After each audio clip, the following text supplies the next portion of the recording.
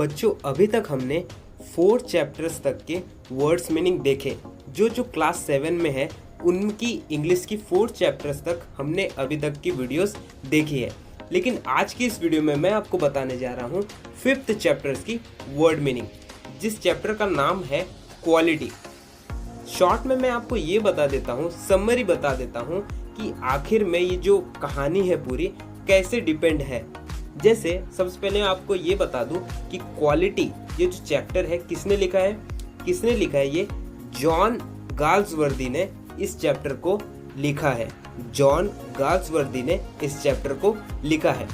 अब देखो, इस चैप्टर में जर्मनी की बात हो रही है। जर्मनी में गैजलर्स ब्रदर्स करके 2 भाई रहते हैं और उनकी शॉप होती है।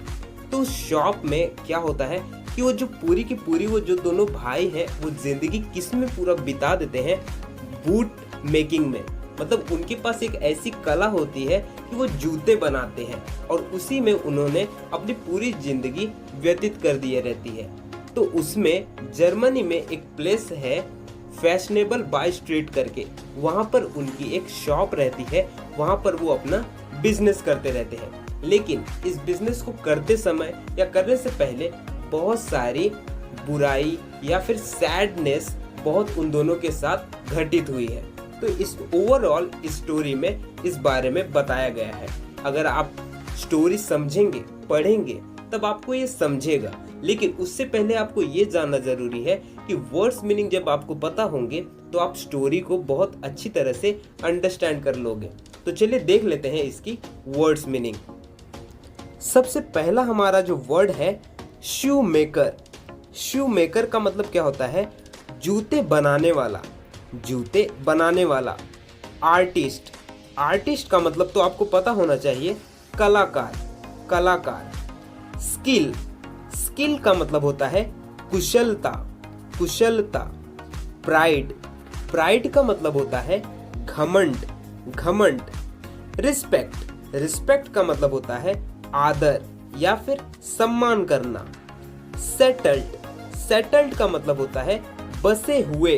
देखो सेटल्ड पे ईडी है लास्ट में, इसके लिए हमने बसे हुए बोला है। डिवोट, डिवोट का मतलब होता है समर्पित करना, समर्पित करना। एक्सट्रीम, एक्सट्रीम का मतलब होता है पूर्ण, पूर्ण या फिर जो चीज पूरी हो जाती है तो हम उसे एक्सट्रीम बोलते हैं। सर्टेन, सर्टेन का मतलब होता है निश्चित, निश्चित। क्विट, क्विट का मतलब होता है शांत या फिर चुप। डिस्टिंक्शन, डिस्टिंक्शन का मतलब होता है मुख्यता, मुख्यता। मिस्टीरियस, मिस्टीरियस का मतलब होता है रहस्यमय, रहस्यमय। वंडरफुल, वंडरफुल का मतलब होता है अद्भुत, अद्भुत। रिमेंबर, रिमेंबर का मतलब होता है याद रखना, याद रखना। रिमार्क्स, रिमार्क्स का मतलब होता है टिप्पणी, टिप्पणी। पॉसिबल, पॉसिबल का मतलब होता है संभव, संभव। वेंस, वेंस का मतलब होता है जहां से, जहां से। बियॉन्ड, बियॉन्ड का मतलब होता है से परे, से परे। टेम्पररी, टेम्पररी का मतलब होता है अस्थाई, अस्थाई। एसेंस, एसेंस का मतलब होता है आत्मा, आत्मा। स्टिच्ड, स्टिच्ड का मतलब होता है सिलाई करना, सिलाई करना। रेस्टफुली, रेस्टफुली का मतलब होता है शांति से, शांति से। एंटर, एंटर का मतलब होता है प्रवेश करना, प्रवेश करना। गटरल, गटरल का मतलब होता है कठोर, कठोर।